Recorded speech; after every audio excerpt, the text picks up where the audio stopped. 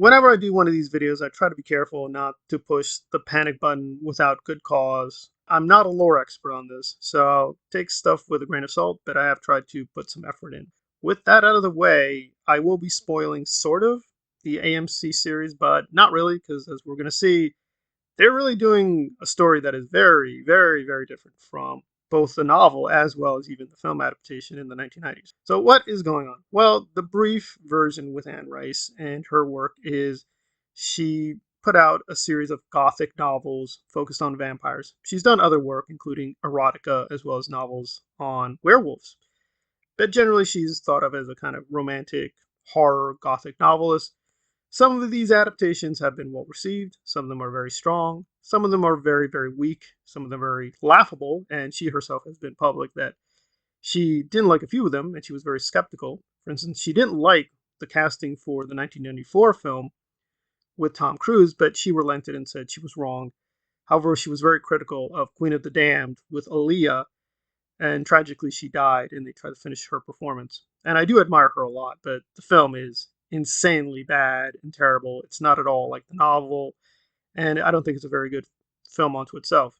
And this is where we get to AMC because I think due to that reaction and due to her own concerns, she wanted full control with the next several adaptations.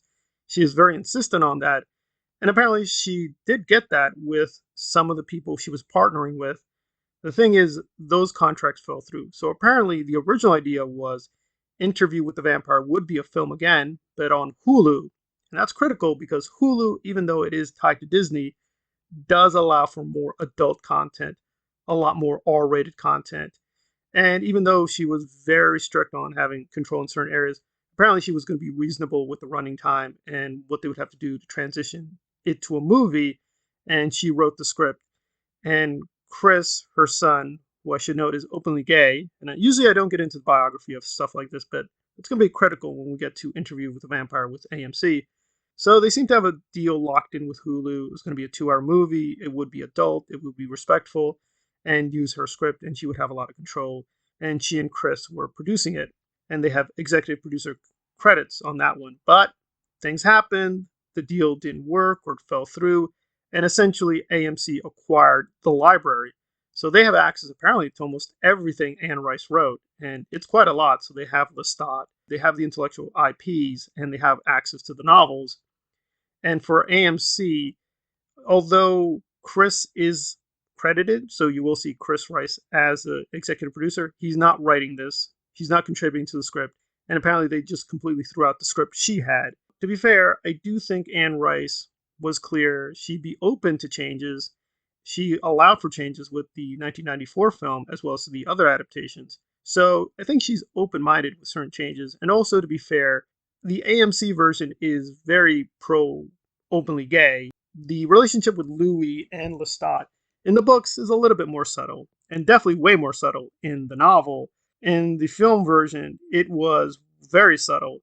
In the novel, it's a little bit more complicated. He also has a relationship with Armand, who's sort of a young vampire. But again, I can only touch upon the other adaptations and the novels a little briefly, just to talk about AMC. So the AMC version is not being faithful in many ways, but in some ways it is. But point blank, it doesn't appear that Chris has much actual control over the production. This is really an AMC thing, but he is being given credit as an executive producer. So how terrible or how ridiculous is it? It's not an exaggeration to say they've changed virtually every major aspect of the characters, the settings, the story, the tone. The only thing that seems genuinely faithful is kind of the pro-queer message, which definitely is in the novels, and she's been very clear she's very pro-gay, even though she was a very lifelong Catholic for a long time, and her Chris and her son is openly gay as well. That's about it. So them being much more explicit about the queer connection in the novels and the vampire fiction is there, but beyond that, it's pretty much been totally altered. So in the novel, Louis is a plantation owner. He is white. His brother dies, and that's what begins him becoming depressed, and that's why Lestat offers to turn him into a vampire. And the setting is in the 1780s, 1790s. Again, don't quote me. I'm not a lore expert, but it's around that time period. So he's a plantation owner, and then they spend a very long time together. And they meet Claudia, who is basically a very small child, and she's turned into a vampire. In the books, she's 5, but in the film adaptation, she was made like 10 or 12 and played by Kirsten Dunst, who I think did a very excellent job. So they've changed quite a few things from the novel, even in the film adaptation, which, again, Anne Rice liked. These are pretty radical changes because now Claudia is basically a young adult. And I think even though she's only showing up in the trailer in a few images, it seems pretty obvious what they're going to do. They're going to set up like a romantic relationship between her and Louis and Lestat, and presumably have a kind of three-way romantic adventure. So, also, they've updated the setting. Now it's 19 teens, 1910s, and it's New Orleans. And of course, Jacob Anderson is playing the lead role. He's black. Louis is not black in the books, and he owns a brothel. Louis does not own a brothel in the books, so they've changed a huge amount of the characters and the details.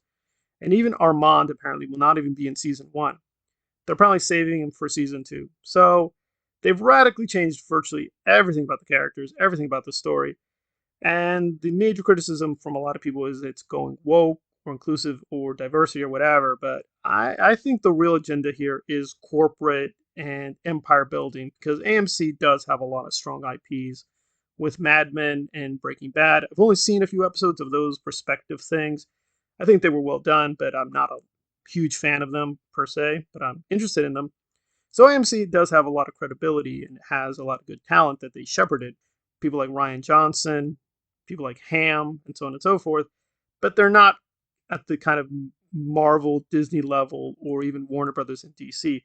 This is basically just a lot of cynical empire building. They're basically trying to beef up their IPs, and they have access basically to almost everything Anne Rice put out. So I think they're trying to construct a weirdo cinematic universe with the Anne Rice novels within the AMC brand. And I think really what they're trying to get to is get to the next season, and that's going to link up to another adaptation and basically create this kind of integrated strategy like Kevin Feige and the MCU. Now, whether it works or not, don't know. Whether it's a good idea or not, I don't know. But what I do know is this is definitely not faithful, I think, to Anne Rice's original intentions or even what she wanted. It seems all she agreed to was, at the very least, a Hulu adaptation and a full movie. Maybe she was interested in making a more integrated universe based on her fictional novels. I mean, we have Stephen King, who's done something similar. King is, frankly, much more rich. He's also made a lot of bad deals, but those deals have often expired now, so he's in much more control. He has much more say who he picks to do these things, and I think he's exercised way more control over his fictional universe, even in the adaptations. So it's kind of apples and oranges. So in principle, maybe she was open to this idea of doing a kind of MCU style universe with her books, but there is very little evidence she actually signed off on this. She signed off on an adaptation with Hulu, and yes, she did make a contract, but so we're coming in with something that's very not canonical without the approval of the author, and from my lights is pretty atrocious on most levels. But I'll be open-minded to see whether the final product is actually good, and maybe you want to call it woke or quota or whatever. But I suspect this is really just a corporate, basically, atrocity of a dead author. It's a shame, but I think that's what the facts are telling us.